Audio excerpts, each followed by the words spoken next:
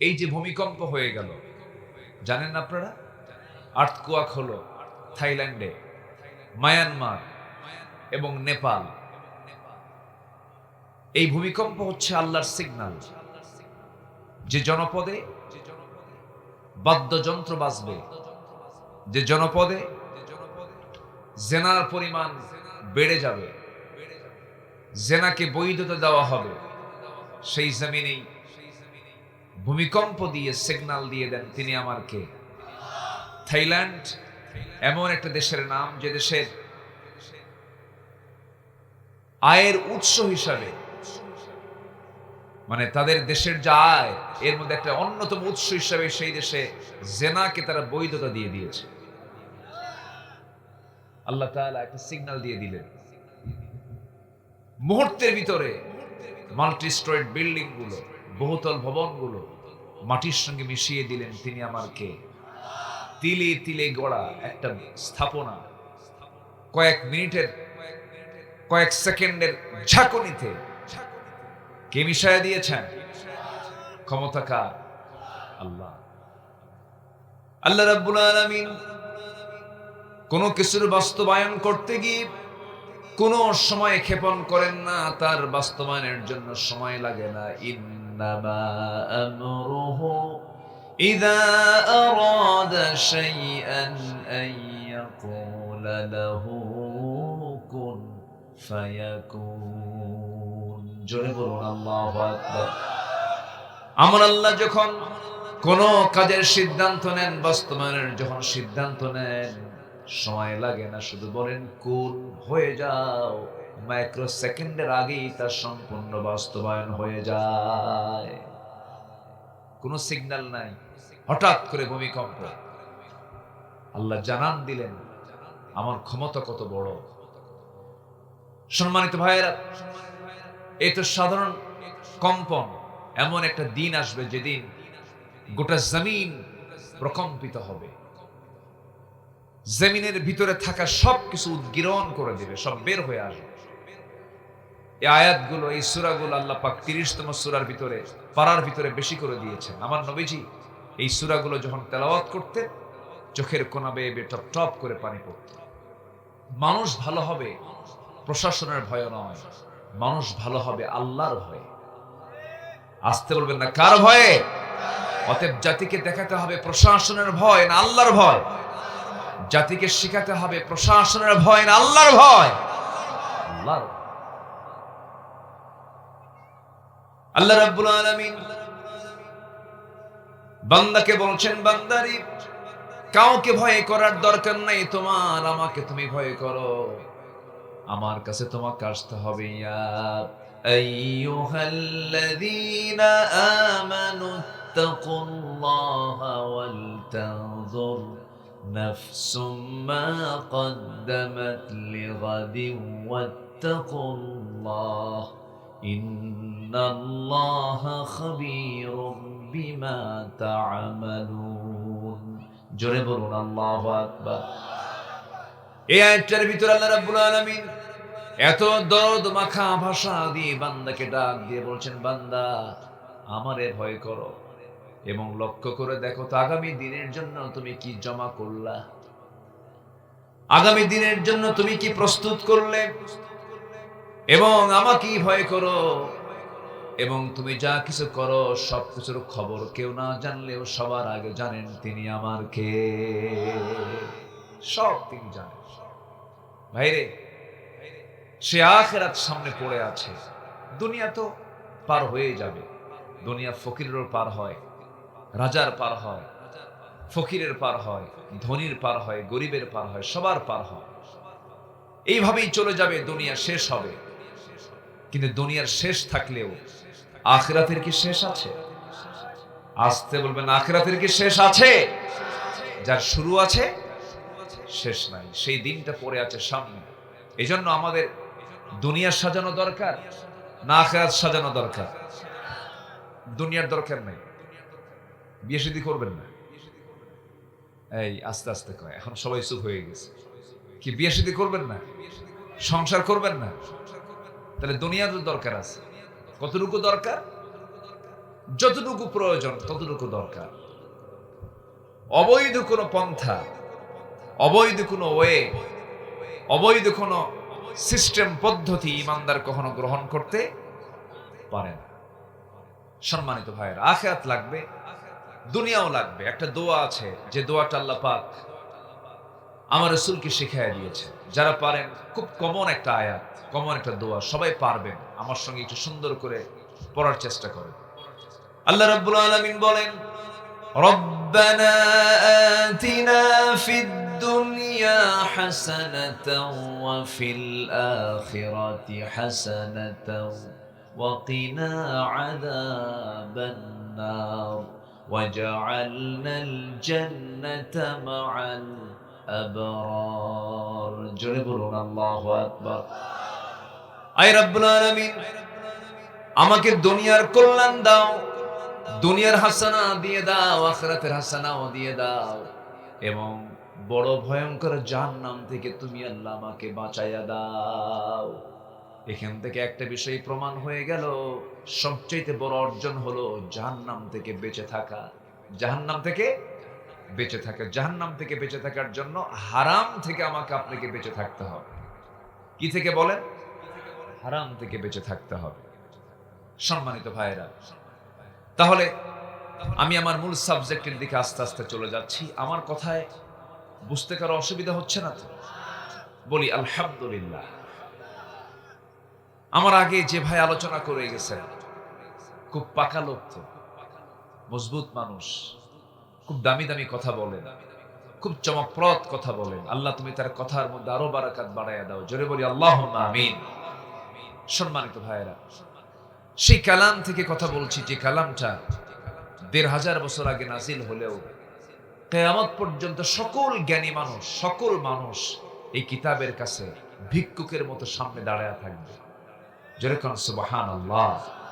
কোরআন এমন কিছু তথ্য দিয়েছে, যে তথ্য আজকের পৃথিবীতেও আশ্চর্যের বিষয়। কোরআন মহাকাশ নিয়ে কথা বলেছে, কোরআন মহাসাগর নিয়ে কথা বলেছে, কোরআন সমুদ্র জগৎ নিয়ে কথা বলেছে, প্রাণী জগৎ নিয়ে কথা বলেছে, আবহাওয়া নিয়ে কথা বলেছে। যেরকম এই যে আমি যে মাইকে কথা বলছি, লোহা নিয়ে কোরআন কথা বলেছে। লোহা নামে একটা আল্লাহ পাক সূরা নাজিল করেছেন, সূরাতুল হাদিদ। বলুন তো সূরার নাম কি? হাদিদ। হাদিদ মানে কি? লোহা। হাদিদ মানে লোহা। আল্লাহ পাক লোহা নাজিল করেছেন। লোহাটা কিন্তু কোনো কোম্পানির তৈরি করা কোনো জিনিস না। এটা আমরা ভাবি যে কেএসআরএম, বিএসআরএম, এগুলো মনে হয় কোম্পানি, মানে লোহা বানায় না। কোন কোম্পানি লোহা বানায় না। লোহা সম্পূর্ণ নাজিল হওয়া। কে নাজিল করেছেন? আল্লাহ পাক। দেখেন ১৫০০ বছর আগে আল্লাহ পাক এই তথ্য দিলেন। আল্লাহ রাব্বুল আলামিন বলেন, وَأَنزَلْنَا الْحَدِيدَ فِيهِ بَأْسٌ شَدِيدٌ وَمَنَافِعُ لِلنَّاسِ। সূরাতুল হাদিদ আয়াত নম্বর ২৫। আল্লাহ রাব্বুল আলামিন বলছেন, আমি লোহাকে নাজিল করেছি, যার মধ্যে রেখেছি প্রচন্ড শক্তি এবং মানুষের জন্য উপকার। লোহা না হলে পৃথিবীর মানুষ অচল হয়ে যেত। ধান কাটতে কি লাগে? এপাশে ধানের জমি না, এই তো ধান কাটতে কি লাগে? লোহা নাই, কি করতেন? পাট ক্ষেত লাগিয়েছেন, পাটের আগাছা দূর করার জন্য কি লাগে? পাসুন, নিরানি। আচ্ছা ঠিক আছে, এটাও কি দিয়ে তৈরি বলে? আপনার একটু কাপড় চলতে নিয়ে ছিঁড়ে গেছে, সেলাই দিতে নিয়ে কি লাগে? সুই লাগে। সুইটা যদিও সামান্য লোহা দিয়ে বানানো সুই, কিন্তু এই সুঁচটা এই পৃথিবীর কোনো মানুষের ক্ষমতা নাই সে একা একটা লোহা দিয়ে সুই বানাবে। কারণ লোহা তো পৃথিবীর কোনো মানুষ বানাতে পারে না, একটা সুইও বানাতে পারে না। সম্পূর্ণ লোহাটা নাজিল করেছেন তিনি আমার কে। একটা গাড়ি লোহা লাগবে, একটা প্লেন লোহা লাগবে, একটা সুই লোহা লাগবে। প্রত্যেকটা কাজে লোহার প্রয়োজন। এই লোহাটা কোথা থেকে আসলো, কিভাবে আসলো? আল্লাহ পাক বলছেন, আমি লোহাটাকে নাজিল করেছি।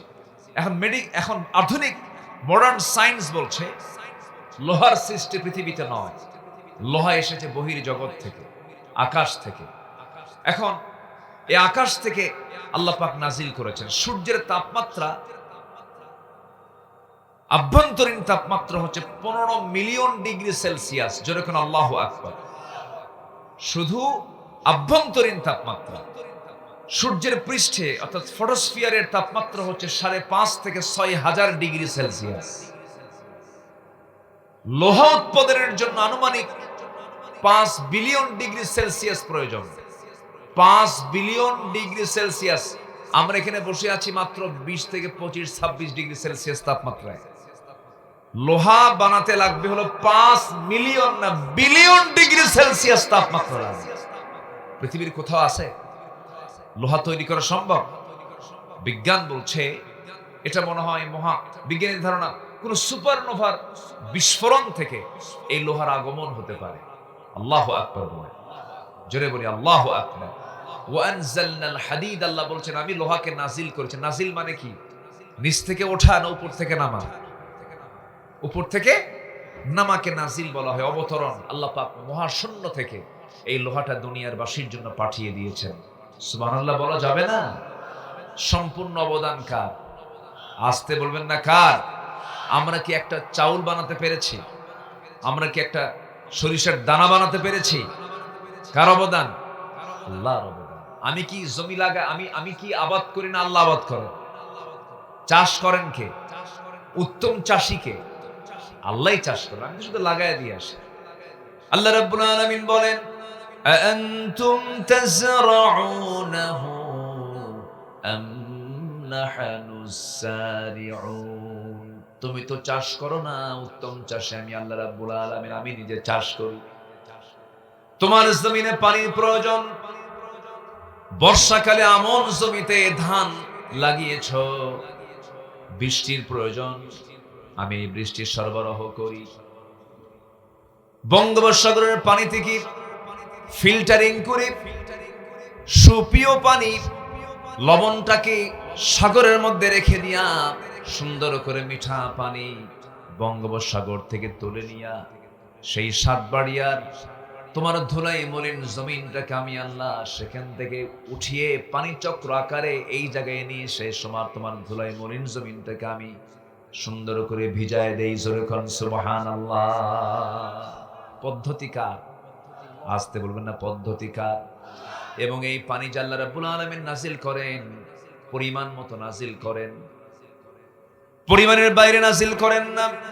আল্লাহ রাব্বুল আলামিন বলেন ওয়াল্লাযী নাযালা মিনাস সামাই মাআন বিকদারিন ফাআনশারনা বিহি বালদাতাম মাইতান কাযালিকা তুখরাজুন। জোরে বলুন আল্লাহু আকবার।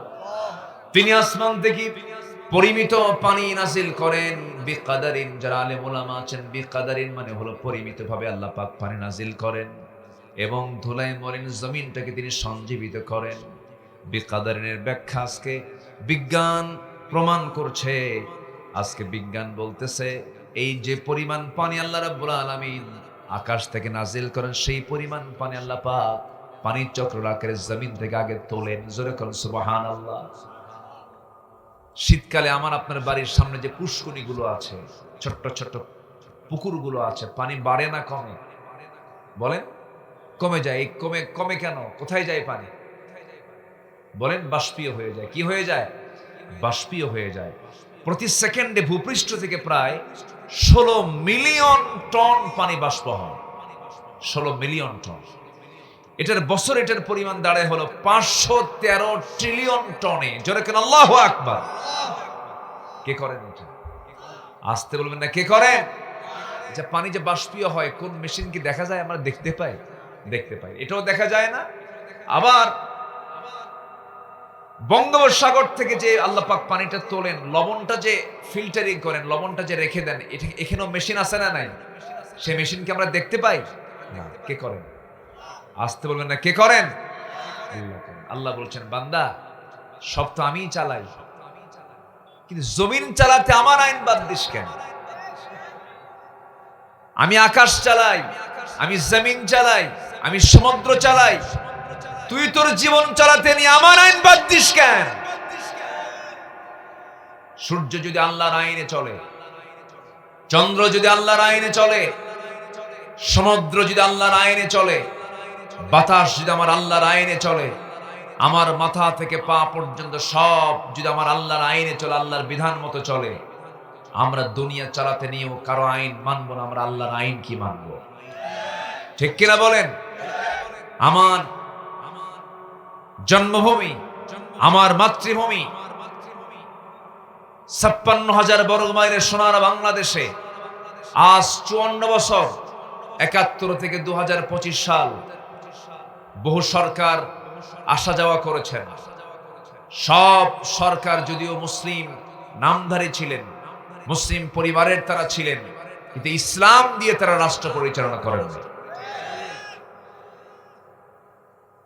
অতএব আমরা দেখেছি কেউ চালিয়েছে, এই দেশ শাসন করেছে, কেউ চালিয়েছে ১৬ বছর, কেউ চালিয়েছে ২৫ বছর, কেউ চালিয়েছে ৯ বছর, কেয়ারটেকার গভর্নমেন্টরা কয়েক বছর।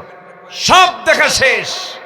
আগামীর দেশ আমরা দেখতে চাই কোরআনের দেশ, আগামীর দেশ আমরা দেখতে চাই ইসলামের দেশ, আগামীর সরকার আমরা দেখতে চাই নামাজের সরকার।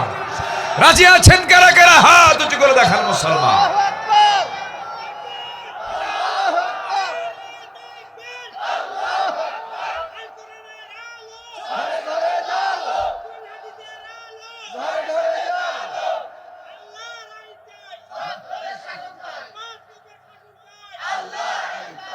আল্লাহ কবুল করুন, জোরে বলি আমিন। আমার দেশের মানুষগুলো বেশি সংখ্যক মানুষ না চোর?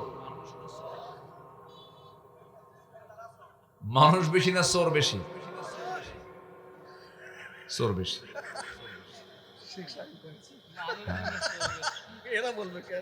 জি সম্মানিত ভাইয়েরা, কি আওয়াজ হয় এখানে? ফ্যানটা বন্ধ। আপনার মোবাইল মনে হয় চলতেছে নাকি? হ্যাঁ হ্যাঁ হ্যাঁ জি। সম্মানিত ভাইয়েরা, আমার দিকে তাকান। তাহলে আমার দেশে চোরই বেশি না? তবে চোর বেশি হতো না যদি অসৎ নেতৃত্ব যদি আমার দেশে না থাকতো। চিন্তা করা যায়, চুরি করার তো একটা মাত্রা আছে। দেশের সম্পদগুলো দেশে রাখ, তাও আমরা ভাবতাম না চুরি করছিস, যা তাও দেশে রাখছে। ওরা তো নাই, টাকা পয়সাও নাই,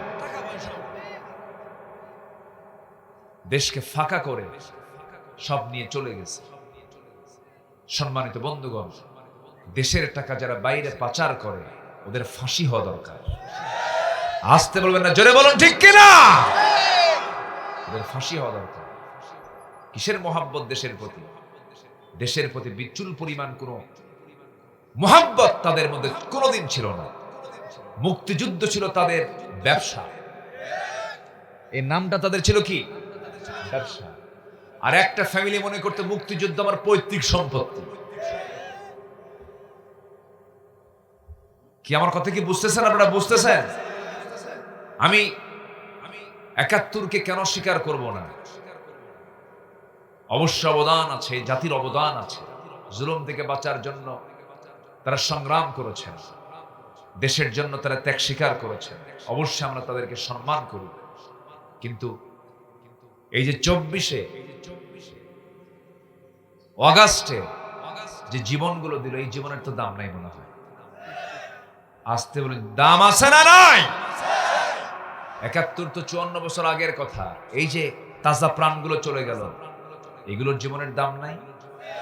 প্রত্যেকটা খুনের চূড়ান্ত শাস্তি বাংলার জমিনে আমরা দেখতে চাই, দেখতে চাই। অনেক কিছু করেছেন আপনারা। জগৎধন্য আলেমে দ্বীন আল্লামা সাঈদীকে পর্যন্ত আপনারা তিলে তিলে জেলখানায় রেখে দিলেও আমরা কিছুটা সান্ত্বনা পেতাম। মানবতার জীবন যাপন তাকে করিয়েছেন, শেষ পর্যন্ত তাকে বিষ প্রয়োগ করে, পয়জনিং করে হত্যা করা হয়েছে। জাতি এগুলো ভুলবে না কখনো। সম্মানিত বন্ধুগণ, আমরা সব দেখা শেষ করেছি, আমরা একটাবার কোরআনকে দেখতে চাই। রাজি আছেন তো ইনশাআল্লাহ? ব্যর্থ হব না সফল হব? সফল হব। আমরা আজকে আমার আলোচনার সাবজেক্টই হলো সফল হব কেমনে। জোরে বলি ইনশাআল্লাহ। 9টা পয়েন্ট আমি আজকে কথা বলতে চাই। 1 নাম্বার সফলতার দিক হলো, সফল হতে হলে 1 নাম্বার পুঁজি হলো ঈমান আনতে হবে। কি আনতে হবে বলেন? ঈমান। হয়তো বলবেন অনেকে, হুজুর এত সস্তা বিষয়, ঈমান তো আনছে, আমার বাপও আনছে, আমার দাদাও আনছে। কি এরকম আছে না লোক? আছে।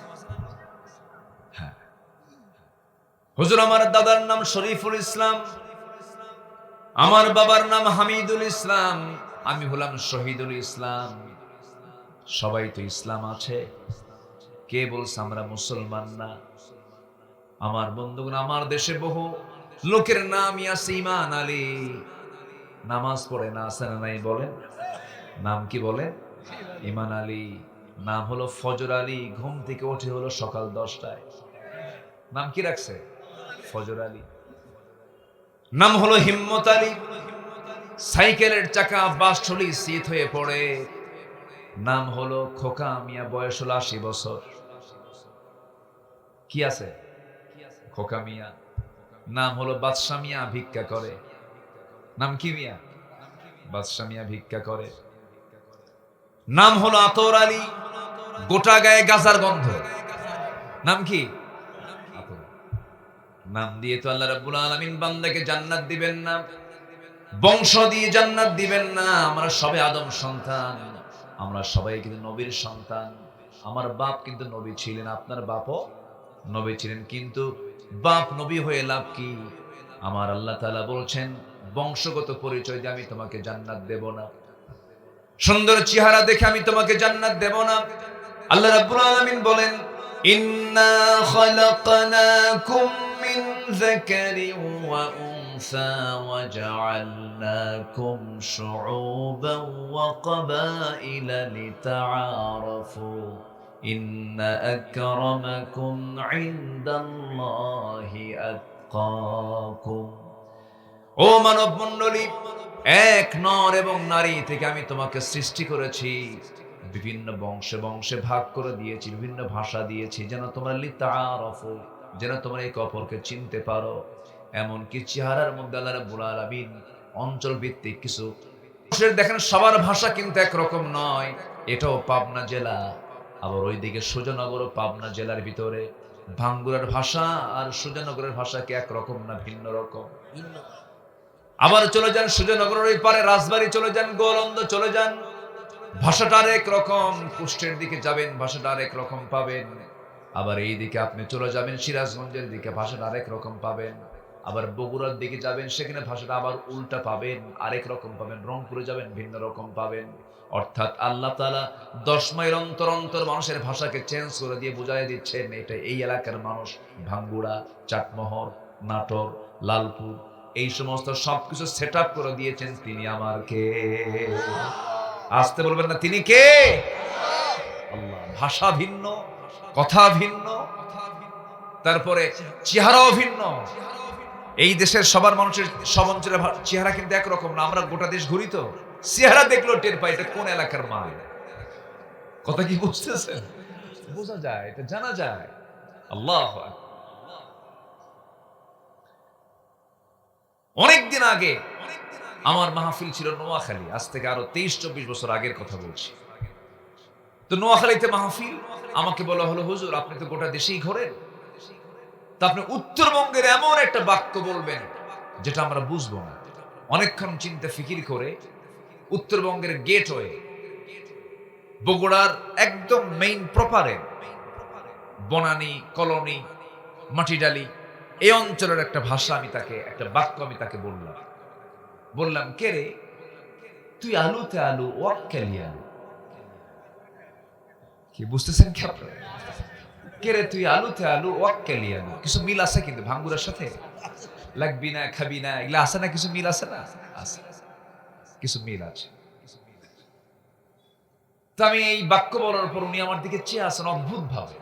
তো বললাম, আপনি কি দেখেন, আপনি কি বললেন? বললাম আমি তো বলছি, আপনি বুঝলেন কি সেটা আগে বলেন। কে রে তুই আলুতে আলু, ওয়াক্কালি আলু, আলু কয়টা এখানে? তিনটা। তিনি আমাকে বলতেছেন যে যেহেতু আপনার এই এক বাক্যের মধ্যে অনেকগুলো আলু, উত্তরবঙ্গে যেহেতু আলুর দেশ, আলু দিয়ে কি একটা কিছু হবে? আসলে কি এখানে আলুর কোনো ফাংশন আছে? কিন্তু শব্দটা কি? আলু। তুমি আসলে তো আসলে, ওকে কেন নিয়ে আসলে? কেন তুই আলুতে আলু, ওয়াক্কালি আলু। এই হলো ভাষা। এই ভাষা কে দিয়েছেন? আল্লাহ দিয়েছেন। কিন্তু জেনে আশ্চর্য হবেন, গোটা পৃথিবীর ৪,৫০০ যে ভাষা আছে, ৪,৫০০, আমার দেশের ভাষা হচ্ছে বাংলা। কি ভাষা? বাংলা। এরপরেও আরো ৪,৫০০ ভাষা আছে। সব ভাষার মানুষ যখন কোরআন পড়ে, সব জিহ্বা সোজা হয়ে যায়। জোরে বলি সুবহানাল্লাহ। অন্য কোন ভাষা আপনি রপ্ত করতে পারবেন না যেটা আপনি আরবি রপ্ত করতে পারবেন। আল্লাহ রাব্বুল আলামিন কোরআনটা দিয়েছেন ঐক্যবদ্ধ হওয়ার জন্য, কোরআনকে ধরতে বলেছেন ঐক্যবদ্ধ হওয়ার জন্য। আল্লাহ রাব্বুল আলামিন কোরআনটা আরবিতে এই জন্য নাজিল করেছেন যেন তোমরা সহজেই বুঝতে পারো। আমার দেশের হাজিমা হাজি সাহেবরা যখন হজ করতে যায়, কোন জায়গায় তারা সুবিধা পায় না। শপিং করতে যায় আরবি বলে, বাজার করতে যায় আরবি বলে। এক হাজি গেছে হজ করতে, আরাম পায় না। হজ করে দেশে ফিরেছেন, বন্ধু বান্ধব বলল, ভাই হজ করে আসলে কেমন লাগলো ভাই? কোন জায়গায় বাংলা নাই, শুধু 2 জায়গায় বাংলা পাইছি। কোথায়? মুয়াজ্জিন যখন আযান দিল, ইমাম যখন নামাজ সূরা ফাতিহা পড়ল। এটা বাংলা কি? এটা আরবি, কিন্তু মনে হয়েছে কিসের মতো? বাংলার মতো। আল্লাহ কোরআনটা খুব কাছাকাছি করে দেয়, কোরআনটা খুব আপন করে দেয় আমাদের মাঝে। আমার বন্ধুগণ, এই জন্য আমরা কোরআনের সঙ্গে সম্পর্ক রাখবে, আমরা বিফল হব না, সফল হব। সফল হব, আমরা ঈমান আনবো সবার আগে। জোরে বলি ইনশাআল্লাহ, আরো জোরে বলি ইনশাআল্লাহ। ঈমান জানবে সেই সফল হবে।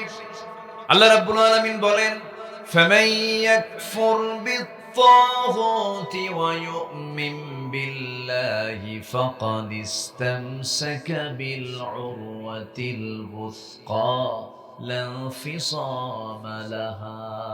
জোরে বলুন আল্লাহু আকবার। তাগুতকে যে অস্বীকার করবে এবং ঈমান জানবে, সে কখনো বিফল হবে না, সে লাভবান হয়ে যাবে।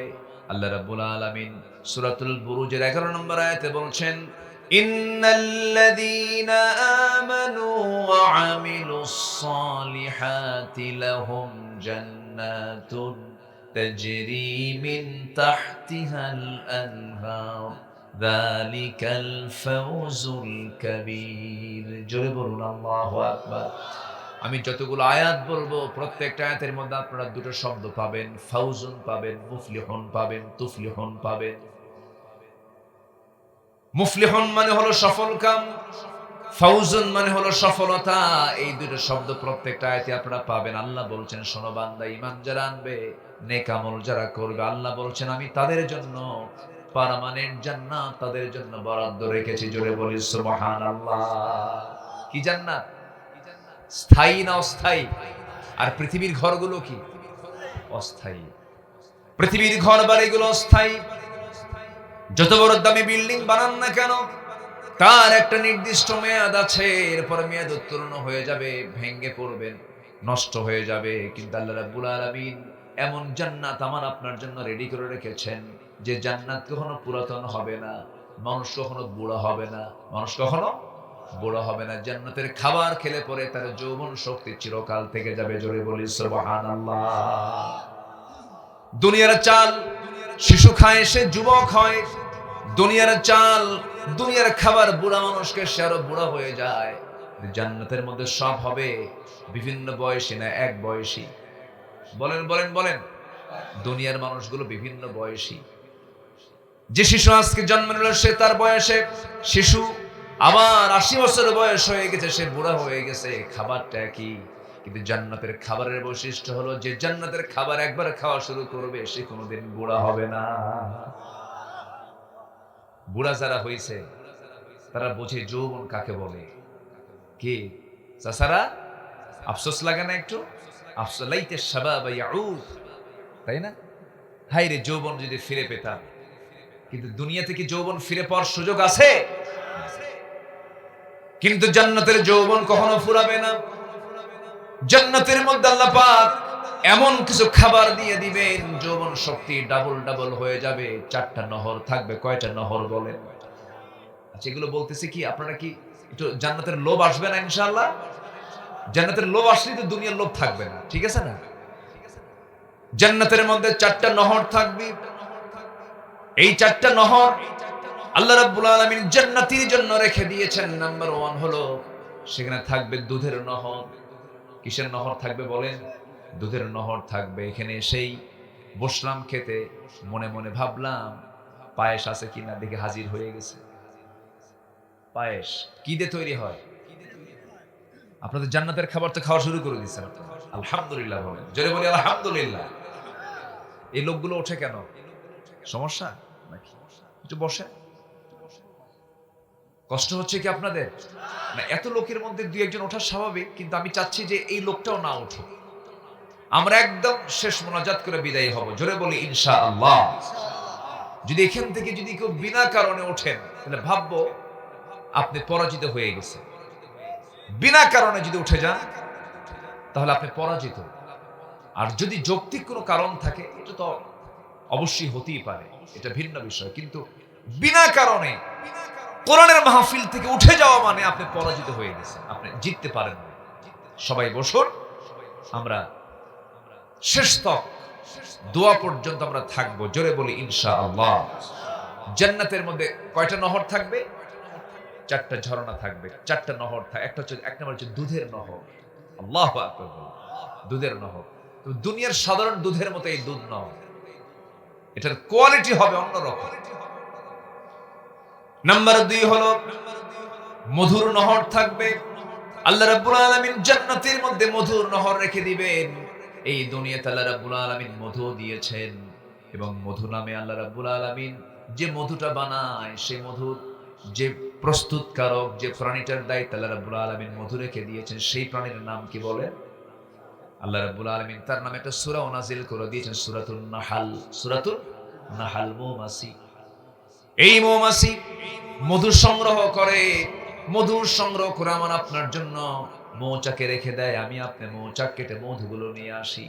কিন্তু আপনি কি জানেন, আল্লাহ রাব্বুল আলামিন বলছেন, এই পৃথিবীতে যত রোগ আমি আল্লাহ দিয়েছি, প্রত্যেকটা রোগের ঔষধ আমি আল্লাহ তাআলা মধুর মধ্যে রেখে দিয়েছি। জোরে বলি সুবহানাল্লাহ। তবে জান্নাতের মধু আর দুনিয়ার মধুর মধ্যে কিছু তফাৎ আছে। দুনিয়ার মধু হলো দুনিয়ার খাবার, দুনিয়ার দুধ হলো দুনিয়ার খাবার, যা দিয়ে মল বের হয়, পেশাব বের হয়, পায়খানা বের হয়ে যায়। কিন্তু জান্নাতের মধুটা পান করলে পরে, জান্নাতের দুধ পান করলে পরে সেখানে কোনো পেশাব বের হবে না, মলও বের হবে না, কারণ জান্নাতের মধ্যে কোনো বাথরুম নাই। যেরকম সুবহানাল্লাহ। নাস্তিকরা বলে ফেলে, হুজুর এগুলো কি গল্প বলে? মানুষ কি পেশাব পায়খানা ছাড়া বাঁচবে নাকি? বেকুব, তুই তো তোর নিজের দিকে তাকাস নাই। তুই যখন তোর মার পেটের মধ্যে ছিলি 10 মাস, কোন বাথরুমে পায়খানা করছিস তুই বল? কি ঠিক আছে কিনা বলেন? তুমি তোমার মার পেটের মধ্যে যখন ছিলা 10টা মাস, তোমার মার পেটের মধ্যে তুমি ছিলে অন্ধকার একটা জায়গায় তুমি ছিলে। ফি কারারিন মাকিন। দুনিয়ার সমস্ত গোডাউন গুলো, দুনিয়ার সমস্ত ফ্যাক্টরি গুলোতে কোনো কিছু তৈরি করতে পর্যাপ্ত আলোর প্রয়োজন হয়, কিন্তু আমার আল্লাহ আমাকে যে ফ্যাক্টরিতে বানিয়েছেন, সেই জায়গায় বিন্দু পরিমাণ, চুল পরিমাণ কোনো আলো ছিল না, কিন্তু নিখুঁত করে আমার আল্লাহ আমাকে বানিয়েছেন। জোরে করুন সুবহানাল্লাহ। 10 মাস ছিলাম, পেশাব লাগছে, পায়খানা লাগছে। তা আল্লাহ যদি মার পেটে রাখতে পারেন, তিনি জান্নাতে রাখতে পারেন না? আসতে রাখতে পারেন না? সেই জাতীয় খাবার আল্লাহ পাক জান্নাতে রেখে দিয়েছেন। আল্লাহু আকবার বল। দুনিয়ার যত খাবার আছে, এর মধ্যে শ্রেষ্ঠ ড্রিঙ্কিং পানীয় হচ্ছে মধু। যেরকম আলহামদুলিল্লাহ। এই মধু কে দিয়েছেন? মধু বানায় কে? মধুটা প্রস্তুত করার জন্য দায়িত্ব কার? মৌমাছি। মধু মৌমাছি সংগ্রহ করে বিভিন্ন ফুলে ফলে পড়ে। কি ডিপার্টমেন্ট দেখেন, একটু খেয়াল করবেন। আল্লাহ পাক মৌমাছিকে অর্ডার দিয়েছেন, ওয়াউহা ইলান নাহলি আনিত্তাখিযি মিনাল জিবালি বুয়ুতা। আমি মৌমাছিকে ওহী করলাম, তুমি সুন্দর করে বিভিন্ন ফুলে ফলে পড়ে মধুগুলোকে সংগ্রহ করে গাছের ডালে, বড় বড় বিল্ডিং এর তলে, প্রাসাদের নিচে সুন্দর করে বাসা তুমি প্রস্তুত করে নাও। যেরকম সুবহানাল্লাহ, কি সুন্দর করে সে বাসা বানায়। পৃথিবীর কোন আর্কিটেকচার ইঞ্জিনিয়ার কেউ কি এরকম বাসা বানাতে পারবে? কিয়ামত পর্যন্ত চেষ্টা করেও কি পারবে? পারবে না। কি সুন্দর তার প্রস্তুত প্রণালী, কি সুন্দর তার মানে বাসার ভিতরে ডিজাইন, বিভিন্ন গাঁথনি কি সুন্দর করে সে প্রস্তুত করেছে। এবং এই মধু সংগ্রহ করতে নিয়ে যে পরিশ্রমটা করে, 1 পাউন্ড মধু তৈরিতে 550 মৌমাছিকে কয়েক লক্ষ কিলোমিটার জার্নি করার পরে সে 1 পাউন্ড মধু তৈরি করে। 14 লাখ কিলোমিটার সে জার্নি করার পরে 1 পাউন্ড মধু সে সংগ্রহ করে মৌচাকে নিয়ে আসে। সুবহানাল্লাহ বলবেন না? আচ্ছা বলুন তো, সেই মধুর ভিতরে যদি কেউ ভেজাল করে, তার কি ফাঁসি একবার দরকার না বারবার দরকার? একবারই তো মরে শেষ নাকি? বারবার দিবেন কেন? আল্লাহ আল্লাহ, কি পরিমাণ কষ্ট মৌমাছিগুলো করে। আমার বন্ধুগণ, এখানেই শুধু শেষ নয়, এমন সুন্দর করে মৌমাছিগুলো মধুগুলো সংগ্রহ করে। সেই মধু কিন্তু মৌমাছি কিন্তু মুখে বহন করে নিয়ে আসে না, সেই মৌমাছি কিন্তু মধুগুলো তার পেটের মধ্যে বহন করে নিয়ে আসে। 2টা স্টমাক তার পেটের মধ্যে আল্লাহ পাক রেখে দিয়েছেন। জোরে বলি সুবহানাল্লাহ। আমার পাকস্থলী হলো একটা, কয়টা বলেন? আর মৌমাছির পাকস্থলী কয়টা? 2টা। একটা হলো হানি স্টমাক, আর একটা হচ্ছে নরমাল স্টমাক। নরমাল স্টমাকে তার খাদ্যগুলো সে ভরে নেয়, আর হানি স্টমাকে সে মধুগুলো সংগ্রহ করে, মধুগুলোকে পেটের মধ্যে রেখে এটাকে প্রসেস করে। এরপরে যখন সে মৌচাকের মধ্যে চলে আসতে নেয়, মৌচাকের দরজায় কিছু পুলিশ মৌমাছি দাঁড়ায় থাকে। পুলিশ মৌমাছি দাঁড়ায় থেকে বলে কোন মৌমাছিগুলো তার পায়ে ময়লাগুলো নিয়ে আসে। যে মৌমাছিগুলো তার পায়ে ময়লাগুলো নিয়ে ঢুকতে চায়, জানগুলো নিয়ে ঢুকতে চায়, সেই সময় পুলিশ এই টিমটা করে কি, 4-5 জন মিলে একজনকে অ্যাটাক করে কামড় মেরে তাকে মেরে ফেলে দেয়, আর বলে খবরদার এই মৌচাকের মধ্যে ভেজাল কোনো মধু ঢুকানো যাবে না। যেরকম সুবহানাল্লাহ। আবার মৌচাকের ভিতরে তাপমাত্রার প্রয়োজন। 35 ডিগ্রি সেলসিয়াস হলো স্বাভাবিক তাপমাত্রা। যদি এর নিচে যদি চলে আসে, মৌমাছির ওই মৌচাকের মধুগুলো নষ্ট হয়ে যাবে। আবার যদি তাপমাত্রা বেশি হয়ে যায়, মৌচাকের মধুগুলো নষ্ট হয়ে যাবে। এই জন্য করে কি, যদি তাপমাত্রা যদি 35 ডিগ্রির নিচে চলে আসে, তখন সমস্ত মৌচাকের মৌমাছিগুলো তারা তাদের পাখাটা ঝাপটান মারে। তাদের পাখা ঝাপটান মেরে তাপ বৃদ্ধি করার জন্য চেষ্টা করে। তাপ বৃদ্ধি করে 35 ডিগ্রিতে নিয়ে যায়। আবার তাপমাত্রা বেশি হলে পরে তাদের 2টা পাখা উল্টা করে ঝাপটান মারে, যেন তাদের তাপমাত্রা, ভিতরের যে তাপমাত্রা, বাতাসগুলো বাইরে বের করে দিয়ে তাপমাত্রা তারা স্বাভাবিক রেখে দেয়। জোরে করুন সুবহানাল্লাহ। আমার বন্ধুগণ, আল্লাহ রাব্বুল আলামিন বলেছেন, বান্দারি আমি মধু তোমাকে দিয়েছি, তুমি সমস্ত রোগের ঔষধ হিসেবে তুমি পান করবে। ফিহি শিফাউল লিন্নাস। আমি আল্লাহ রাব্বুল আলামিন বলে দিচ্ছি, তোমরা চোখ বন্ধ করে বিসমিল্লাহ বলে এটাকে পান করো। মৃত্যু রোগ ছাড়া সমস্ত রোগের ঔষধ আমি আল্লাহ এর মধ্যে রেখে দিয়েছি। জোরে বলি সুবহানাল্লাহ। সেই মধু কে দিয়েছেন? আর ভেজাল করলো কে? আছে ভেজাল করলো কে? ওষুধও যদি ভেজাল বানায়, মানুষ কি সুস্থ হবে? মানুষ সুস্থ হবে? সবকিছুই ঠিক থেকে যাবে, মানুষে ভেজাল হবে না, মানুষ নষ্ট হবে না, সমাজ নষ্ট হবে না, জাতি নষ্ট হবে না। সফল হওয়ার জন্য 1 নাম্বার কাজ হলো আমাকে আপনাকে সলিড ঈমান আনতে হবে। আল্লাহ রাব্বুল আলামিন বলছেন, 1 নাম্বার তুমি ঈমান আনো, তুমি সফল হবে। কি হবে বলেন? সফল হয়ে যাবে। সাথে আরেকটা কাজ হলো নেক আমল তোমাকে করতে হবে, ভালো আমলগুলো তোমাকে করতে হবে। রাস্তায় যখন চলবে রাস্তার হক আদায় করবে, বাড়িতে যখন থাকবে বাড়ির হক আদায় করবে, যে জায়গায় থাকবে তুমি আল্লাহর হক তুমি আদায় করার চেষ্টা করো, আল্লাহর বিধানগুলো মেনে চলার চেষ্টা করবে, নেক আমল করবে। আপনি কি জানেন, রাস্তায় চলতে নিয়ে একটা খোয়া দেখেছেন, একটা কষ্টদায়ক বস্তু আপনি দেখেছেন, সেই খোয়াটা আপনি রাস্তা থেকে সরায় দিলেন, এটাও আপনার জান্নাতের কারণ হয়ে যেতে পারে। একটা লোক আপনার সঙ্গে কথা বলতেছি, আপনি মিষ্টি ভাষায় সুন্দর মুস্কি হাসি মেরে তার সঙ্গে কথা বললেন, এটা আপনার জন্য জান্নাতের কারণ হতে পারে, এটাও যেন আপনার জন্য সদকা হতে পারে। এই জন্য নেক আমলগুলো আমরা করবো। এক নম্বর হলো আমরা ঈমান আনবো, নেক আমল করবো। আমার আপনার জন্য সফলতা দিবেন কে বলেন? আসতে বলেন, সফলতা দিবেন কে? কিন্তু ঈমান আনা কিন্তু সহজ, ঈমানের উপরে টিকে থাকা কিন্তু সহজ নয়। ঈমান আনা যায়, ঈমান টিকে রাখা সহজ নয়। ঈমানটাকে টিকে রাখার জন্য আল্লাহ রাব্বুল আলামিন আবার অন্য জায়গায় বলছেন, ইন্নাল্লাযীনা ক্বালু রাব্বুনাল্লাহু সুম্মা ইসতাকামু তাতানাজ্জালু আলাইহিমুল মালায়েকা আল্লা তাখাফু ওয়া লা তাহজানু وأبشروا بالجنة التي كنتم توعدون জোরে বলুন আল্লাহু আকবার।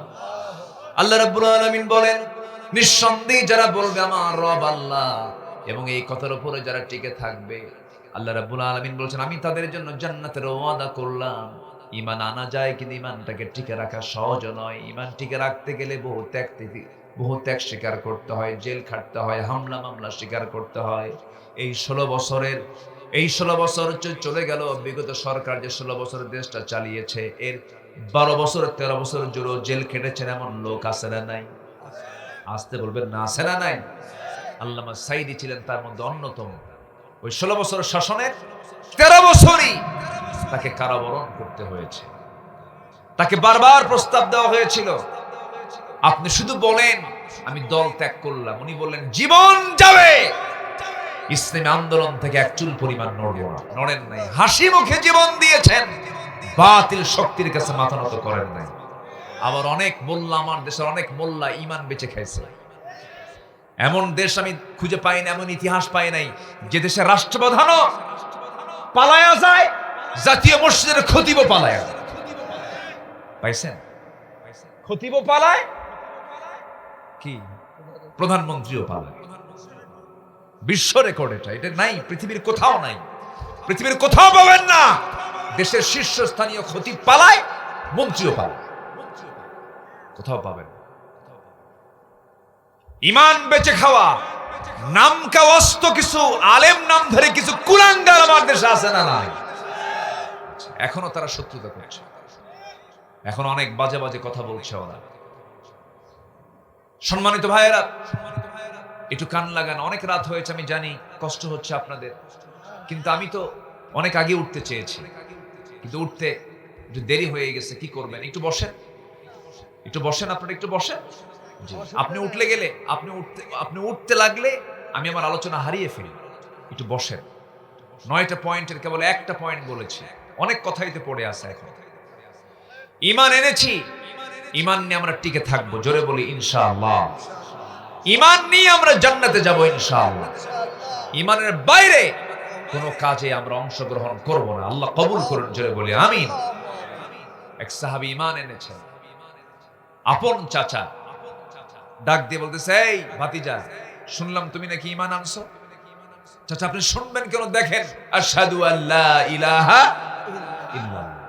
চাচা বলে, তোর বাপ মারা গেছে ছোটবেলায়, তুই যখন ছোট তোর বাপ মারা গেছে, তোরে আমি তিলে তিলে বড় করলাম, আমার জমিগুলো তোর নামে দলিল করে দিলাম, আমি তোর বাবা হয়ে গেলাম, আর তুই আমাকে তোয়াক্কা না করে তুই ঈমান আনলি।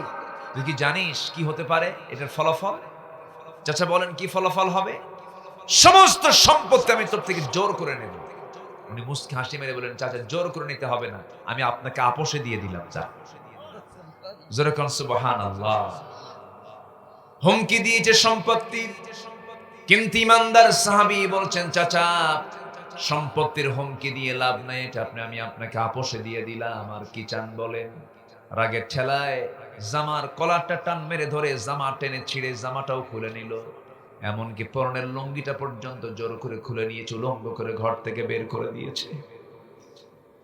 সেই সাহাবী উলঙ্গ দেহ নিয়ে মার দরজার কাছে গিয়ে নক করে বলছে, মা দরজা খুলো, কিন্তু আমার দিকে তাকাইও না মা। তুমি কি জানো মা, দিন গ্রহণ করার কারণে আমার চাচাটা শুধু আমার সম্পত্তি নয়, আমার লুঙ্গিটা পর্যন্ত খুলে নিয়েছে। আমার নবীজি বললেন, ও আমার সাহাবীরা, এমনও তোমাদের পূর্বে ইমানদার দুনিয়া থেকে বিদায় নিয়েছেন যাদের মাথা থেকে চিরুনি দিয়া মাথা থেকে চামড়াগুলো টেনে টেনে পা পর্যন্ত নিয়ে আসা হয়েছে, তবুও তারা ঈমান থেকে এক চুল পরিমাণ নড়ে নাই। এই সাহাবী মাকে বলছেন, মা একটা কাপড় দিয়ে দাও, কোনো মতো সতরটা ঢেকে ফেলি। কোনো মতো সতরটা ঢাকলেন, ছোট্ট একটা কাপড় তিনি দিয়ে ছোট্ট কাপড় দিয়ে কাপড়টা দেহটা ঢাকলেন, সতরটা ঢাকলেন। এরপরে বলছেন, মা এই পৃথিবীর কোন দরবার আমার তো ভালো লাগে না, নবীজির দরবার ছাড়া মা থাকো, নবীজির দরবারের দিকে রওনা দিলাম। ওই সাহাবীর বাড়ি হলো মক্কা এবং মদিনার ঠিক মাঝ বরাবর তার বাড়ি। রওনা দিয়েছেন রাতের আধারে। আরবের দেশে বছরে 1 থেকে 2 মাস পর্যন্ত প্রচন্ড শীত হয়, যে শীত আমার দেশে হয় না, এত হাড় কাঁপানো শীত। সেই প্রচন্ড শীতের ভিতরে শুধুমাত্র সতরের কাপড়টা নিয়ে রওনা দিয়েছেন, নগ্ন দেহে, গায়ে কোনো কাপড় চোপড় নাই। সারা রাত হেঁটে হেঁটে চলে গেছেন মদিনা পর্যন্ত। নবীজির দরজার সামনে গিয়ে দরজায় নক করেছেন। নবীজি দরজা খুলে দেখেন থরথর করে কাঁপতেছে এক যুবক, পরনে এক টুকরো কাপড় ছাড়া কোনো কাপড় তার দেহে নাই। নবীজি দেরি করলেন না, তৎক্ষণাৎ ঘরের মধ্যে ঢুকলেন। 2টা জুব্বা, আমার নবীর ব্যবহৃত 2টা জুব্বা নিয়া তার সামনে দাঁড় হয়ে বলছেন, যুবক তোমার পরিচয় পরে শুনবো, আগে তুমি তোমার এই গায়ে জামাটা পরো। জামা পরাইয়া দিলেন। এরপরে বলছেন, যুবক তোমার পরিচয়টা কি বলো। তিনি বলছেন, হুজুর দিন গ্রহণ করেছি, চাচা আমাকে বস্ত্রহীন করে ঘর থেকে বের করে দিয়েছে। রাসূল বললেন, ও আমার সাহাবী, তোমার চাচা তোমাকে বস্ত্রহীন করে ঘর থেকে বের করে দিয়েছে, উলঙ্গ করে। তোমার চাচা তোমাকে বস্ত্রহীন করলো, আমি তোমাকে আমার গায়ের কাপড় দিয়ে দিলাম। বিশ্বনবীর জুব্বা দেওয়া মানে কি? কি তার সম্মান কমছে না বাড়ছে? ঈমান আনলে সম্মান কমে না বাড়ে? কোথায় তারা? কি চটপাট দেখালো, কিছু হইলেই হুমকি ধামকি, মামলার হুমকি ধামকি, কত কি করছে ওরা। করেনি। কোথায়? কেউ তো নাই। আমরা ছিলাম, আছি, থাকবো। জোরে করে ইনশাআল্লাহ। আর জোরে বলে ইনশাআল্লাহ। এই মাটিতে আমার জন্ম হয়েছে, এই মাটিতেই থেকে যাব। কারণ আমরা এমন কোন অপকর্ম আমাদের আল্লাহ শিখায় দেন নাই, আমাদের নেতারা শিখায় দেন নাই, কোরআন শিখায় নাই, এমন অপকর্মের ধারে পাশে আমরা যাব না। জোরে বলি ইনশাআল্লাহ। কষ্ট পাচ্ছেন নাকি আপনারা? আমার নবীজি বললেন, জুব্বা তোমারে দিয়ে দিলাম, জুব্বা পরো। এবং আমার নবীজি বললেন, সাহাবী অনেক কষ্ট করে দিন গ্রহণ করেছো, অনেক কষ্ট করে অনেক ত্যাগের বিনিময়ে তুমি ঈমানটা এনেছো। দুনিয়া তুমি বিক্রি করে দিয়েছো জান্নাতের বিনিময়ে, জান্নাত কিনে নিয়েছো, দুনিয়া বিক্রি করে দিয়েছো। সাহাবী আমি তোমাকে বলবো, তুমি আমার কাছে একটা দোয়া চাও, তুমি কি দোয়া কামনা করো বলো। সাহাবী বলছেন, ইয়া রাসূলুল্লাহ, আমি আপনার কাছে আর কি চাবো, আপনি আমার জন্য, আমার প্রিয়, আমার জন্য দোয়াটা আপনি করে দেন। আমার রাসূল সঙ্গে সঙ্গে তৎক্ষণাৎ হাত উঁচু করে আল্লাহর কাছে দোয়া করছেন, আল্লাহ আমার এই প্রিয় সাহাবী আব্দুল্লাহ জুল বাজাদাইন অনেক কষ্ট করে ত্যাগ স্বীকার করে ঈমান অর্জন করেছে। আল্লাহ আমি এই সাহাবীর জন্য দোয়া করি, তার জান এবং মালকে তুমি কাফের বেঈমানদের জন্য হারাম করে দাও। এই দোয়া শোনার সঙ্গে সঙ্গে তিনি হাওমাও করে কাঁদেন আর বলেন, ইয়া রাসূলুল্লাহ, আপনি আমার জন্য এমনটা দোয়া করলেন কেন? কাফের বেঈমানরা যদি আমাকে না আক্রমণ করে আমি শহীদ হব কেমনে? আমার সারা জীবনের তামান্না হলো আমি শহীদ মওত চাই, আমি শহীদ হতে চাই, আমার জন্য শহীদ মরণটা হয়। আপনি তো আমার জন্য উল্টা দোয়া করে দিলেন। রাসূলের সঙ্গে সঙ্গে মুস্কি হাসি মেরে বলছেন, ও আমার সাহাবী আব্দুল্লাহ জুল বাজদাইন, ওয়া ইম্মা তাআলা ফিরাশিহি, তোমার যদি শাহাদাতের তামান্না যদি লালন হয়, তুমি যদি শহীদ মওত যদি কামনা করো, তোমার মরণ যদি বিছানাও হয়, আমি আল্লাহ রাব্বুল আলামিন তোমাকে শহীদের দরজা দিয়ে দিবেন। চিন্তা করো না সাহাবী, যাও আমরা সাহাবী সুফার সদস্যদের অন্তর্ভুক্ত হয়ে যাও।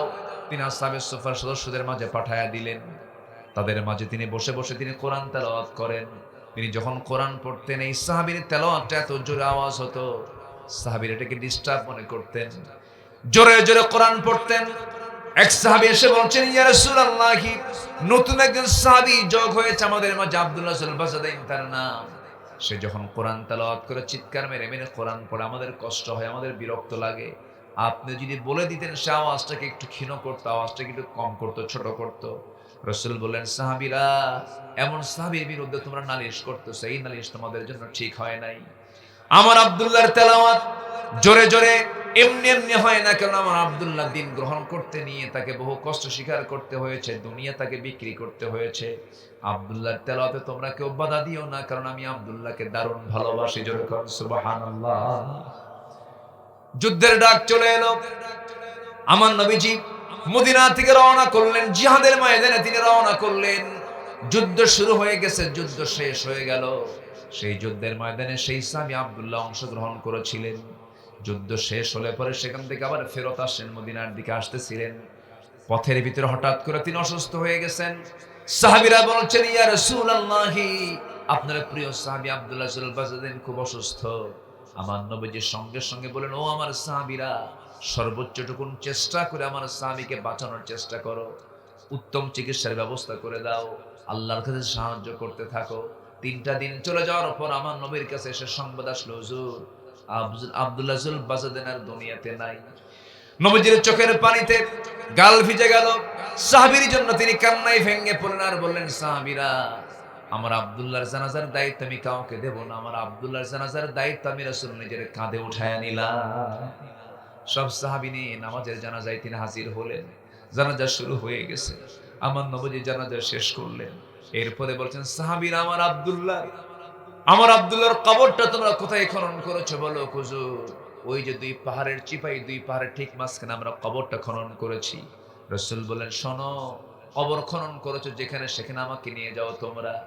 আজকে আব্দুল্লাহর কবরের ভিতরে আব্দুল্লাহকে রাখার জন্য আমি কাউকে যেতে দেব না। আমি বিশ্বনবী নিজেই নেমে আমি আব্দুল্লাহর লাশটা কবরে রেখে দেব। জোরে কোন সুবহানাল্লাহ। জানাজার নামাজ তিনি পড়ালেন, কবরের পাশে গিয়ে দাঁড়ালেন। কবরের পাশে গিয়ে দাঁড়ায় গিয়া আমার নবীজি নিজে কোমরে গামছা বেঁধে নিচে নেমে গেলেন। কবরের মাটিতে নেমে 2টো হাত আগায় দিয়ে বলছেন, সাহাবীর, আমার প্রিয় সাহাবী আব্দুল্লাহর লাশটা আমার হাতে তুলে দাও। আমার নবীজি বললেন, সঙ্গে সঙ্গে বলছেন, আমার আবু বকর তুমি কোথায়? আমার ডান পাশে নামো। আমার ওমর কোথায়? আমার বাম পাশে নামো। ডান দিকে ওমর, ডান দিকে আবু বকর, বাম দিকে ওমর রাদিয়াল্লাহু আনহু। দুজন বিশ্ববিখ্যাত সাহাবী, দুজন 2 পাশে নেমে গেছেন। আমার নবীজি মাঝখানে।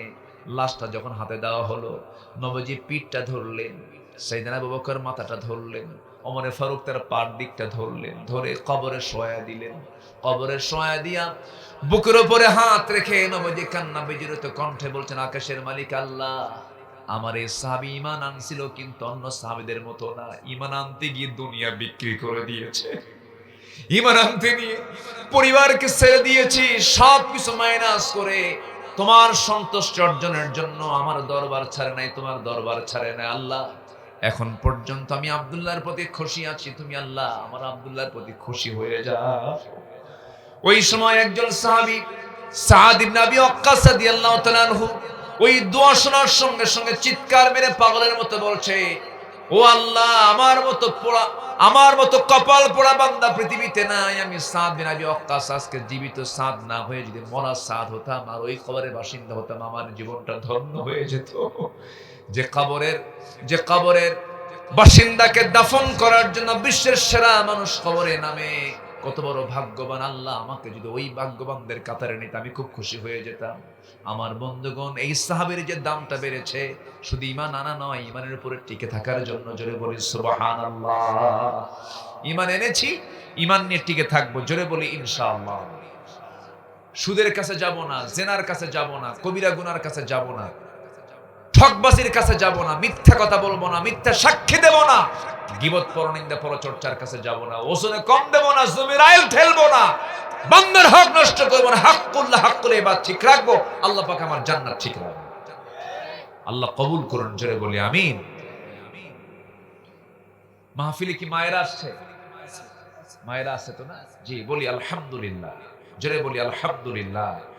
তাহলে সফল হওয়ার জন্য 9টা কাজ কোরআনের আলোকে। 1 নাম্বার হলো ঈমান আনবো, নেক আমল করবো। জোরে বলি ইনশাআল্লাহ। আরো আছে কয়টা বলেন? 8টা। তাহলে বলেন, ওয়াজ কি এখনই শেষ হবে? সময় দিচ্ছেন তো নাকি ইনশাআল্লাহ? নাম্বার 2, পরিশুদ্ধিতা, তাজকিয়া, তাজকিয়াতুন নফস, নফসের শুদ্ধতা। আপনার সব ঠিক আছে, নফস ঠিক নাই, কাম হবে না। এই জন্য নফসের পরিশুদ্ধতার দরকার আছে না নাই? নফসের ভেজাল কেমন? জমি একজন কিনছে আপনার জমির ধারে, একজন জমি কিনছে, কিন্তু ও জমি কেনার কারণে আপনার বুকে শুধু জ্বলে, অশান্তি, হাই রে কি হলো রে, আছে কিনা? মনে হয় এলাকায় এগুলো নাই, আছে নাকি? আছে। গ্রামে একটা ছেলে একটু ভালো চাকরি পাইছে, ভালো জায়গায় একটু ওঠা বসা করে, ভালো একটা সুনাম অর্জন করছে। ওর সুনাম দেখে, ওর অর্জন দেখে আরেকজনের ঘুম হয় না, আছে কিনা? এগুলো কিসের রোগ বলেন? বলেন কিসের রোগ? নফসের রোগ। এটা নফসের রোগ, এটা হিংসা, জেলাসি। এটা যার মধ্যে থাকবে ভাবতে হবে ওর মধ্যে কিসের রোগ ধরছে? নফসের রোগ ধরেছে। নফসের যে রোগ, এই রোগটা ধরে গেছে। এই নফসের রোগ থেকে আমাকে আপনাকে বাঁচতে হবে। সফলতা কোথায়? আল্লাহ বলছেন সফলকে, শুনে নাও, সূরাতুল আ'লা 14 নম্বর আয়াত। এখানেও আফলাহ শব্দ আসছে। ফাউজুন, আফলাহুন, আফলাহ, ফাউজ, এই শব্দগুলো প্রত্যেকটা আয়াতে আপনি খুঁজে পাবেন। আল্লাহ রাব্বুল আলামিন বলেন قد أفلح من تزكى وذكر اسم ربه فصلى بل تؤثرون الحياة الدنيا والآخرة خير وأبقى إن هذا لفي الصحف الأولى صحف إبراهيم وموسى। সফলকে বিশেষ ক্যাডার না, সফলকে মন্ত্রী না, সফলকে এমপি না, সফলকে চেয়ারম্যান না, সফলকে মাস্টার্স ডিগ্রি না, সফলকে পিএইচডি হোল্ডার না, সফলকে আল্লাহ রাব্বুল আলামিন বলছেন قد أفلح من تزكى। সফল তো সেই যে নফসকে পরিশুদ্ধ করতে পেরেছে। নফসকে, নফসের ট্রিটমেন্ট যে বান্দা করতে পেরেছে সেই তো সফল। আমার বন্ধুগণ, এই নফসের বহু রোগ আছে, এই রোগ থেকে আমাকে আপনাকে বাঁচতে হবে। নফসের বহু প্রকার সমস্যা আছে, সমস্যা থেকে আমাকে বাঁচতে হবে। আমার বন্ধুগণ, নারীর প্রতি টান আছে না নাই বলেন? আসতে বলবেন না, আছে না নাই? পুরুষের প্রতি নারীর টান, নারীর প্রতি পুরুষের টান। এই টানটা দিয়ে দিয়েছেন কে? আসতে বলবেন না, কে দিয়েছেন? আল্লাহ দিয়েছেন। আমার বন্ধুগণ, এই টান থাকবে না কেন? অবশ্যই থাকবে। আপনি বিয়ে করে নারীর প্রতি আপনি আকর্ষণ বাড়ায় নেন, কোনো সমস্যা নাই, কিন্তু আল্লাহ বলছেন বান্দারে বিয়ে করো কিন্তু জেনার কাছে যেও না। জেনা করলে পরে তোমার জন্য গুনাহ হবে, বিয়ে করলে তোমার জন্য সওয়াব হবে। কিন্তু আপনি যে ওই বিবাহ বহির্ভূত যে সম্পর্ক করতে যাচ্ছেন, এটা কিসের রোগ বলেন? বলেন কিসের রোগ বলেন? নফসের রোগ এটা। এই নফসের রোগ থেকে বাঁচার জন্য চেষ্টা করতে হবে। এই নফসকে ট্রিটমেন্ট করতে হবে। এই নফসকে ট্রিটমেন্ট করার জন্য সবার আগে দরকার হলো আল্লাহর কালামকে সুন্দর করে তেলাওয়াত করা।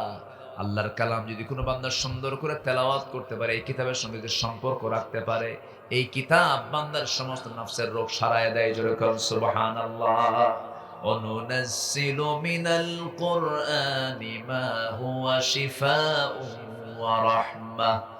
আমি আল্লাহ রাব্বুল আলামিন বান্দার জন্য কোরআনটাকে নাযিল করে দিয়েছি রহমত করে এবং শেফা করে, সমস্ত রোগের আরোগ্য করে বানিয়ে দিয়েছি। বান্দা কোরআনটা সুন্দর করে পড়ো, তোমার ঈমানটা ফ্রেশ হয়ে যাবে। কোরআন দিয়ে তোমার নফসের ট্রিটমেন্ট করো। আমার বন্ধুগণ, এই দুনিয়াতে একজন নবী বড় একটা পরীক্ষায় পড়েছিলেন, নারী ফিতনায় পড়েছিলেন। তিনি জেলও খেটেছেন, খুব সুন্দর চেহারা অধিকারী আল্লাহ পাক তাকে করেছিলেন। সেই নবীটার নাম কি বলেন? বলেন বলেন বলেন, সেই নবীর নাম কি? ইউসুফ আলাইহিস সালাতু ওয়াস সালাম। কিন্তু সেই পরীক্ষায় তিনি ফেল করেছেন না পাস করেছেন? ফেল করেছেন না পাস করেছেন? পাস করেছেন। কি ভয়াবহ পরীক্ষায় তিনি পড়লেন। সাধারণ কোন নারী নয়, একটা রাষ্ট্রের রাষ্ট্রপ্রধানের স্ত্রী, অসুন্দরী নয়, সুন্দরী স্ত্রী তাকে টার্গেট করে ফেলেছে। শেষ পর্যন্ত তাকে তার চরিত্র হনন করার জন্য অন্দরমহলে নিয়ে 12টা দরজা লক করে তার ঘরের মধ্যে তাকে তুলে নিয়েছে এবং তাকে বলছে, ইউসুফ, পৃথিবীর কেউ দেখবে না, এই জায়গায় একটা পিঁপড়াও চিনবে না, আমাদের পরিচয় জানবে না, কেউ দেখবে না, সিকিউরিটি নিশ্চিত করে নিয়েছি। ইউসুফ, তুমি আমার দিকে একটাবার তাকায় দেখো, আমি কি সুন্দর কম নাকি? ইউসুফ তোমার চক্ষু টানা টানা, তোমার চুলগুলো কত সুন্দর মসৃণ, তোমার চামড়া কত সুন্দর মসৃণ, তোমার হাসিটা কত সুন্দর, আমাকে পাগল করে দিয়েছে। ইউসুফ, আমি তোমার জন্য পাগল হয়ে গেছি। তাফসীরে আসছে, জুলাইখা করলো কি, চুলের খোপাটা ছেড়ে দিয়া জামার আস্তিনের কাপড়গুলো আস্তে আস্তে খুলতে লাগলো। প্রত্যেকটা কাপড় চোপড় খুলতে খুলতে শেষ পর্যন্ত ইউসুফ আলাইহিস সালামের কাছাকাছি যখন চলে আসছে, তিনি চোখ বন্ধ করে পিছু হটতে লাগলেন। দেয়ালে তার পিঠ থেকে গেল, চোখ বন্ধ করে আসমানের দিকে তাকায়, আকাশের দিকে তাকায়া দুটো হাত উঁচু করে বলছে, আল্লাহ, এই বিপদ থেকে বাঁচানোর জন্য পৃথিবীর কেউ না, একমাত্র তোমার কাছে আমি আশ্রয় চাই। জোরে করেন সুবহানাল্লাহ। সেই পরীক্ষায় যুবক ইউসুফ আলাইহিস সালাম ফেল করেছেন না পাস করেছেন? কি জবাব দেখেন। ইউসুফ আলাইহিস সালাম বলছেন, ও জুলাইখা, তুমি আমার চোখের প্রশংসা করতেছো, এই চোখ একদিন জাহান্নাম দিয়ে, আগুন দিয়ে এই চোখের সৌন্দর্য নষ্ট হয়ে যাবে, চামড়াগুলো জাহান্নামের চিরুনি দিয়ে টেনে টেনে সব খুলে ফেলা হবে, মাথার চুলগুলো জাহান্নামের চিরুনি দিয়ে টেনে টেনে সব খুলে ফেলা হবে। আমার প্রশংসা না করে তুমি আল্লাহর প্রশংসা করো। কি সুন্দর জবাব তিনি দিয়ে দিলেন। এরপরে চক্ষু বন্ধ করলেন, দরজার দিকে দৌড় মারলেন। দরজা ছিল লাগানো, দৌড় মেরেছেন কার প্রতি ভরসা করে বলেন? কিন্তু আল্লাহ পাক তার জন্য ভরসা করার জন্য, তার জন্য আল্লাহ রাব্বুল আলামিন প্রত্যেকটা দরজাগুলোকে আল্লাহ রাব্বুল আলামিন পট পট করে খুলে দিয়েছেন। যে বান্দা আল্লাহর পথে আসতে চাই তাকে সাহায্য করেন তিনি। আমার কে? আমরা কার পথে আসার চেষ্টা করব? আমাকে সাহায্য করবেন কে? এই জন্য যুবকরা আজকের দুনিয়াতে, বিশেষ করে যুব সমাজ, যাদের বলবো, যুব সমাজকে বলবো, তোমার ঈমানকে মজবুত রাখার জন্য কয়েকটা জিনিস থেকে তোমাকে দূরে থাকতে হবে। নাম্বার 1 হলো সময়কে নষ্ট করা যাবে না। নাম্বার 2 হলো তোমার সময়কে নষ্ট করে নারীর পেছনে, অবাধ যৌনাচারের পেছনে সময়কে নষ্ট করার কোনো সুযোগ তুমি দিবা না। তোমার যৌবনের দাম দিয়েছেন আল্লাহ রাব্বুল আলামিন নিজে। আল্লাহ বলছেন, যে ব্যক্তি যৌবন করলে আমার ইবাদত করবে, আমি তাকে আর শাজিমের ছায়ায় তাকে আমি জায়গা করে দেব। জোরে করুন সুবহানাল্লাহ। তোমাকে ডাকবে, আলিয়া ডাকবে, জুলাইখা ডাকবে, তোমাকে নার্গিস, সুইটি, বিউটি, সম্পা, চম্পা ডাকবে। তুমি বলবে, ইন্নী আখাফুল্লাহ, আমি আল্লাহকে ভয় করি। তোমার জান্নাত সাইয়েদনা ইউসুফের সঙ্গে জান্নাতে হয়ে যাবে। আজকের সমাজে এই ফিতনা কম না বেশি? আসতে বলেন, ফিতনা কম না বেশি? এই ফিতনা থেকে তোমাকে বাঁচতে হবে। তোমার ক্যারিয়ার গঠন করতে হবে, তোমার চরিত্র গঠন করতে হবে। আরেকটা বিষয়, সেটা হলো আমরা এমন দেশে বসবাস করি যার প্রতিবেশী রাষ্ট্র এই দেশের যুব সমাজকে ধ্বংস করার জন্য মাদক দ্রব্যগুলোকে অ্যাভেলেবেল করে দিয়েছে। যুব সমাজ আজকে ইয়াবাসক্ত, যুব সমাজ আজকে মাদকাসক্ত। যুবকরা, মাদক থেকে তোমাকে দূরে থাকতে হবে।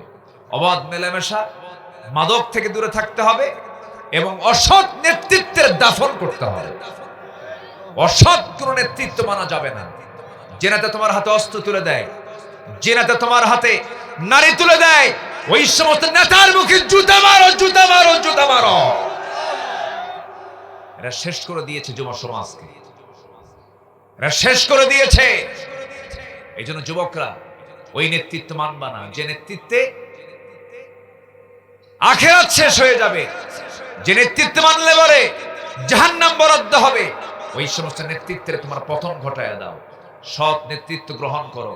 মূল নেতা হবেন মুহাম্মদ সাল্লাল্লাহু আলাইহি ওয়াসাল্লাম। যুবকরা মনে থাকবে, নাম্বার 1 নারী ফিতনা থেকে বাঁচবে, নাম্বার 2 সকল প্রকার নেশা থেকে বাঁচবে, নাম্বার 3 অসৎ নেতৃত্বের দাফন করবে।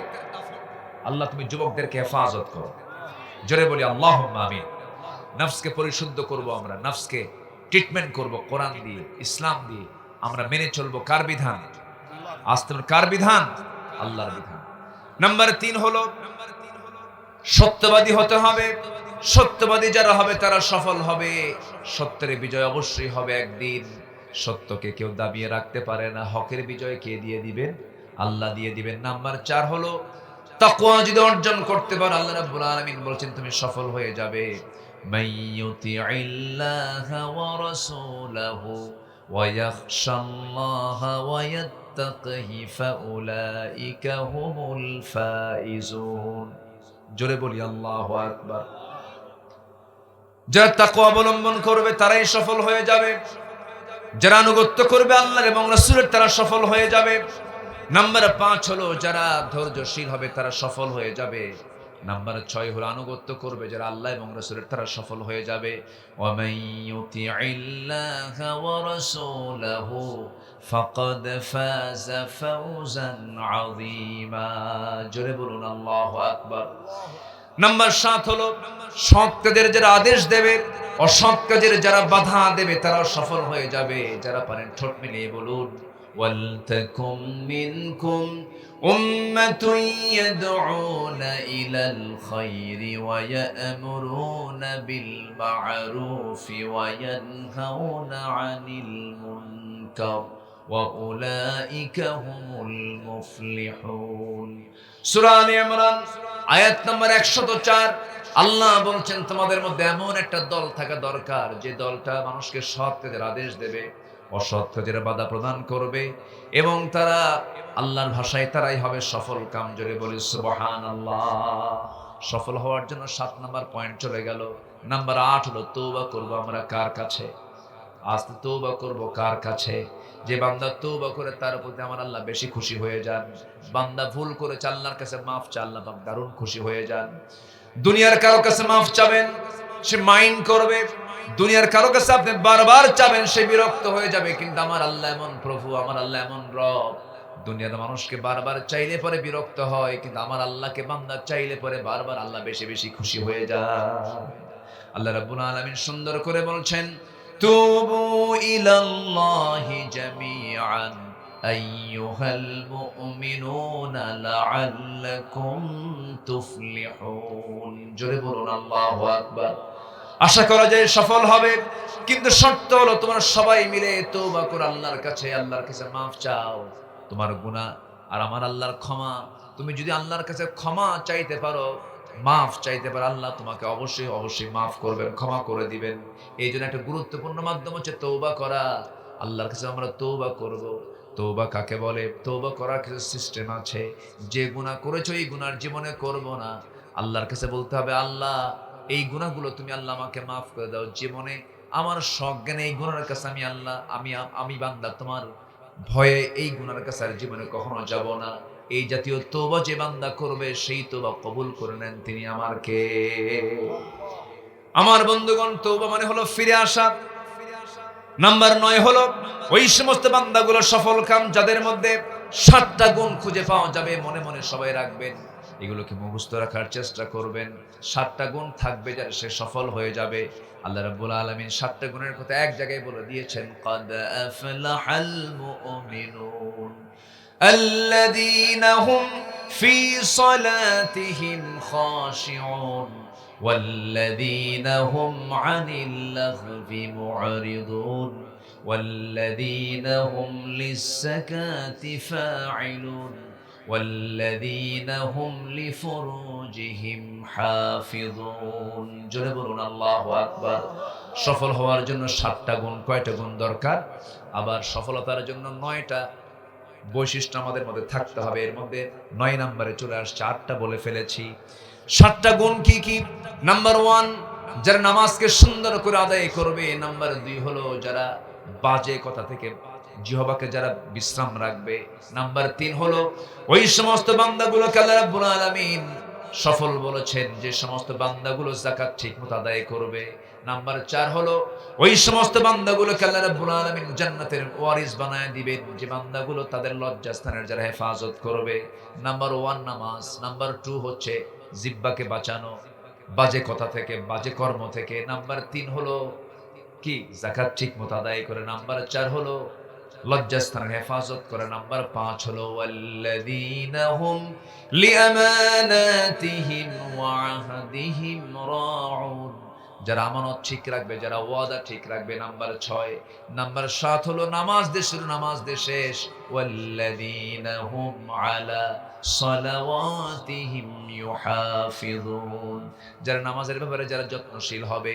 এই 7টা কাজ আছে যার, জান্নাতও আছে তার। জোরে কোন সুবহানাল্লাহ। নামাজ 5 ওয়াক্ত পড়বেন কারা কারা? একটু হাত তুলে দেখান তো দেখি। জোরে বলি ইয়া আল্লাহ, আর জোরে বলি ইয়া আল্লাহ। আমাদেরকে 5 ওয়াক্ত সালাত আদায় করার তৌফিক তুমি আল্লাহ, দিয়া দাও। জোরে বলি আমিন, আরো জোরে আমিন, আরো জোরে আমিন। হাত নামান। কষ্ট দিয়ে ফেললাম মনে হয়। নামাজ পড়লে কার উপকার হবে? আমার উপকার হবে, জাহান্নাম থেকে বাঁচবো আমি। বাড়িতে বউ যদি নামাজ না পড়ে, সুন্দর করে বুঝায় দিবেন। বউ নামাজ না পড়লে কি করবে আপনি বলেন? একজনকে মারবো। কথা নাকি এগুলো? এতক্ষণ ওয়াজ শুনে মারার হুকুম পাইছেন না? মারবেন কেন? সুন্দর করে বুঝাবেন। বাইরে কি ঠিক করা যায়? আদর করে ঠিক করা যায়। আদর করবেন, একটু প্রশংসা করবেন, একটু বলবেন তুমি কি জান্নাতে তুমি একা একা থাকবা? না। আমি কি একা একা জান্নাতে থাকতে পারবো না? দুনিয়াতে একসঙ্গে ছিলাম, একই ছাদের নিচে একসঙ্গে দুইজনে জান্নাতে থাকতে চাই। সুন্দর করে বুঝায়া বলবেন। বাচ্চাদেরকে ডাক দিবেন, বাবা তুমি আমার সন্তান, জান্নাতে আমার একসঙ্গে শপিং এ যাবো, একসঙ্গে বাজার করবো। সুবহানাল্লাহ বলবেন না? জান্নাতে বাজার আছে, কিন্তু জান্নাতে কি আছে? বাজার আছে। একসঙ্গে যাব, তুমি আমার ছেলে ছিলা, জান্নাতে আমি তোমার সঙ্গে দেখা করতে চাই, একসঙ্গে থাকতে চাই। বাবা নামাজ পড়ো। সুন্দর করে বুঝাবেন। বউকে পিটানো তো সুন্নতে মুআক্কাদা নাকি? তো পিটানোর কথা বলেন কেন?